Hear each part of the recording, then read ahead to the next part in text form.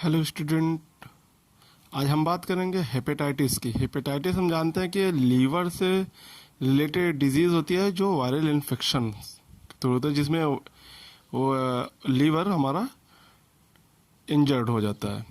तो डिफिनीशन इसकी क्या होगी? Hepatitis refer to an inflammatory condition of the liver. ये लीवर से रिलेटेड डिजीज़ होती है जिसमें इन्फ्लामेशन हो जाता है। It commonly caused by a viral infection. Viral infection disease है, but there are other possible cause of hepatitis. हम बात करें hepatitis also caused by auto immune hepatitis. ये ऑटो इम्यून के थ्रू भी होती है।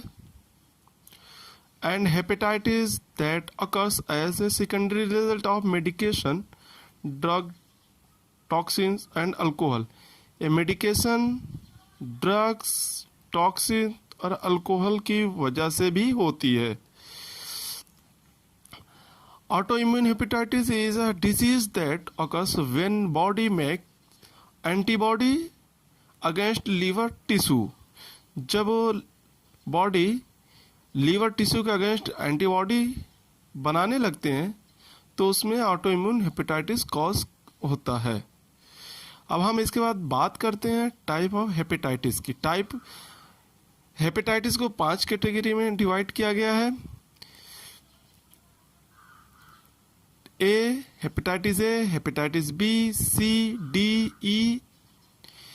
इसमें तीनों में डिफरेंट क्या है? इसमें है कि hepatitis a different virus is responsible for each type of viral transmitted hepatitis. जितने हेपेटाइटिस डिफरेंट हैं उनका कॉस्टिंग एजेंट डिफरेंट है। जैसे hepatitis A, it is caused by an infection with the hepatitis A virus, HAV। Hepatitis A virus के through एक cause करता है। इसका ट्रांसमिशन मोड क्या होता है?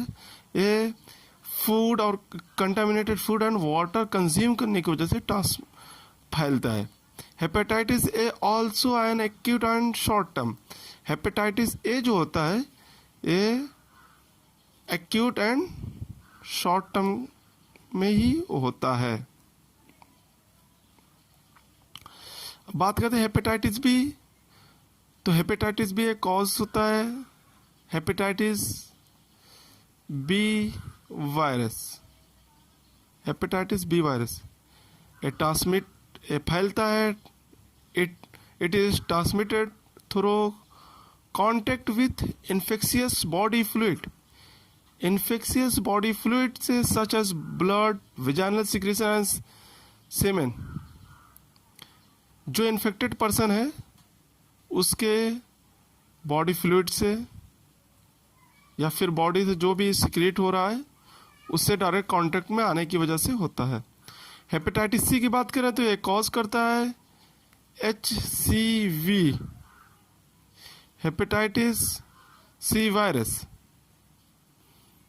It transmitted through directly contact with infected body fluid, typically through injection, drug use and sexual contact. Hepatitis D also called delta hepatitis is transmitted through direct contact with infected blood. It is rare form of hepatitis that only occur conjunction with hepatitis B infection. उसके बाद बात करते हैं hepatitis E की। Hepatitis E is a waterborne disease caused by HEV, hepatitis E virus. It is mostly found in area with poor sanitation and contaminated water, यानी जहाँ पे साफ़ सफाई का ज़्यादा सिस्टम नहीं होता है और कंटामिनेटेड वाटर जहाँ सप्लाई होता है वहाँ पे जैसा कंटामिनेटेड वाटर टेक करने या लेने की वजह से हेपेटाइटिस ए होता है। और इसके बाद आता है by alcohol and toxin. Excessive alcohol consumption can cause liver damage and inflammation. Alcohol directly injure the liver cell. Alcohol और ड्रग लेने की वजह से इसमें भी एक हेपेटाइटिस कॉज करने का एक कॉज करता है alcohol, large amount of alcohol और ड्रग्स, टॉक्सिक ड्रग्स कॉज करता है हेपेटाइटिस। अब इसमें हेपेटाइटिस ए जो होता है वह एक्यूट या शॉर्ट टर्म होता है, जैसा कि अभी हमने बताया। लेकिन बी और C and D mostly like to become ongoing and chronic, यानी वो रेगुलर रहता है या फिर क्रोनिक हो जाता है, धीरे धीरे वो क्रोनिक हो जाता है।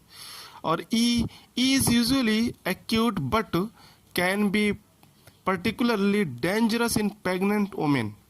ई जो होता है ये एक्यूट होता है बट ये डेंजर हो जाता है प्रेग्नेंट वोमेन में। ई जो होता है वो डेंजर हो जाता है प्रेग्नेंट वोमेन में। अब हम इसके बाद बात करें कॉमन सिम्टम्स की। Common symptoms fatigue, flu like symptoms, dark urine, sudden nausea and vomiting, abdominal pain, appetite loss, unexplained weight loss, yellow skin and eye, pain in joint, mild fever, ये common symptoms of hepatitis है। अब हम बात करते हैं diagnosis की। Diagnosis की बात करते हैं तो ब्लड टेस्ट होगा। ब्लड टेस्ट में लीवर टेस्ट जो होते हैं SGOT, SGPT, ALP, और मेन जो होते हैं बिलिरुबिन, सीरम बिलिरुबिन, जिसके थ्रू पता लगाया जाता है कि कितना बिलिरुबिन है। उसके बाद होता है लीवर अल्ट्रासाउंड, फिर लीवर बायोप्सी, जब वो बहुत ज़्यादा क्रोनिक हो जाता है तो फिर लीवर बायोप्सी कराना पड़ता है। बायोप्सी में उसका एक छोटा सा पार्ट लेते हैं जिसकी माइक्रोस्कोपी होती है। अब बात करते हैं पैथोफिजियोलॉजी की। Pathophysiology, virus enter the body via faecal oral route and then absorbed to blood stream via through intestinal epithelial cell through blood. Virus reach the target hepatocyte and variants are secreted into the bile and excreted via stool in large quantities for 11 days। तो virus enter करता है through the mouth, उसके बाद intestinal epithelial cell, mostly intestinal epithelial cell से multiply करता है।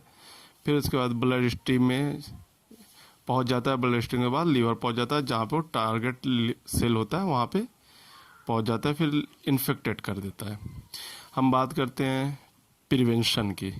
Prevention में हमें क्या क्या चीज़ है जो जिसके थ्रू बचा जा सकता है। Avoid sharing needle to take drugs, avoid drink more alcohol, get vaccine लेना होगा। उसके बाद प्रैक्टिस गुड पर्सनल हाइजीन, अपना hand wash and water, soap and water से हैंड वॉश। उसके बाद don't use the infected personal items, avoid to travel to area with poor sanitation, take nutrition, ये सब प्रिवेंशन है। उसके बाद बात करते हैं ट्रीटमेंट की। ट्रीटमेंट में एंटीवायरल ड्रग यूज़ होती है।